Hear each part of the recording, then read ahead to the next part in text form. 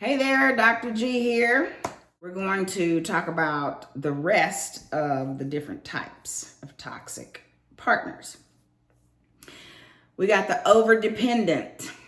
This is a partner that is so passive that you have to make most of the decisions in the relationship. They want you to make virtually all the decisions for them, from where to go to dinner, to what car to buy, to where you're going to live. And not deciding is a decision, okay? Not deciding is a decision for them that has the advantage of making you responsible for the outcome of the decision. So if you choose the restaurant and y'all get food poisoning, it's your fault because you chose the restaurant, not them. Again, another ploy. They want to avoid accountability and responsibility. But they will let you know now. They won't let you forget that you made a wrong decision.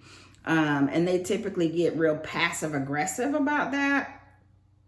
They'll pout or give you the silent treatment because you chose a restaurant that made them sick, or you chose a movie that they didn't really want to see, or you chose to go spend the weekend with your parents instead of spending it with them. Or here's another twist on it. You'll say that you want to go see your parents for the weekend. You'll ask them if they want to come along. They'll say, yes, sure, I want to come. And then the whole weekend, they act like a butthole and ruin the weekend for everybody. Okay, that's another thing that they do. Passive aggressive all day long. If you're in a relationship with a passive controller, you're likely going to feel constant anxiety and or fatigue. Because you're going to worry about the effect of your decisions on your partner. And you're also going to feel drained by having to make virtually every decision in your relationship. You're in a relationship with two people, but you're the only one working. You're the only one making decisions. You're the only one trying to make things happen. And that anxiety will sometimes cause you to not push them because you just don't want the fight. It's just easier to make the decision yourself. This is a good point. Anxiety, too, disengages brain cells and can play a role in your partner's insistence that you have all the power and therefore all the risk in a potential perceived mistake. Okay, again, they are trying to shirk accountability. You made the decision, it's your fault. If it screws up, it's not on me. I didn't have anything to do with it.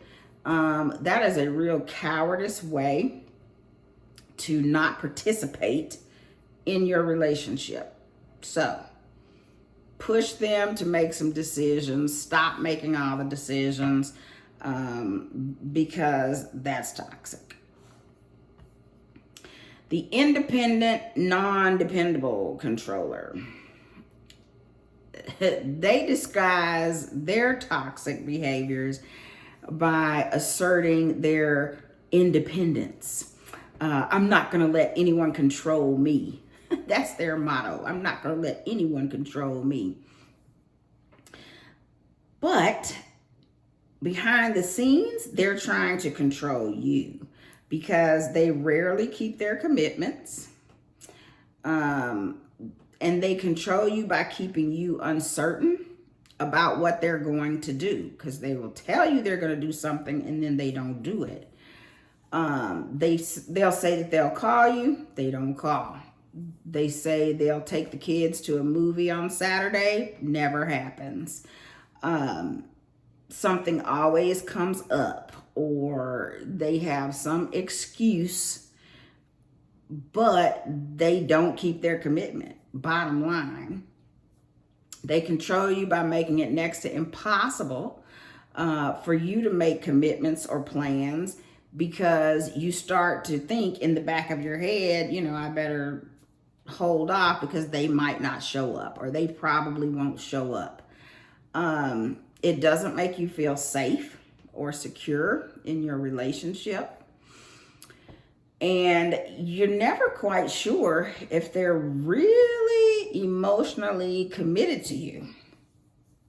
You may question whether you and or your relationship are even a priority in their life, because they can be so flippant about, yeah, I'll take care of that, and then it's not important to them.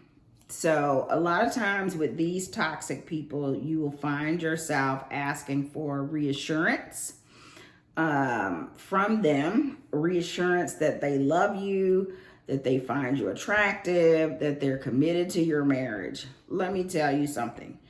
If you have to constantly ask and you don't know for yourself, I can tell you right now, they don't love you and they're not committed to you, because that is something that you should know, that you know, that you know.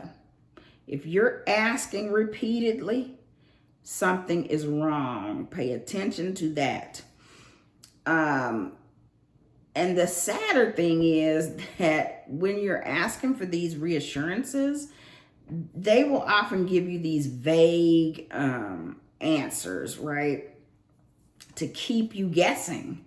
And it's designed to keep you trying to earn their commitment. So when you need reassurance that they love you, they'll say something like, oh, of course I do. What does that really mean? Of course I do. Of course you do what? And how do you show me? Because I don't feel it. If you don't feel it, that's a problem. That is a problem.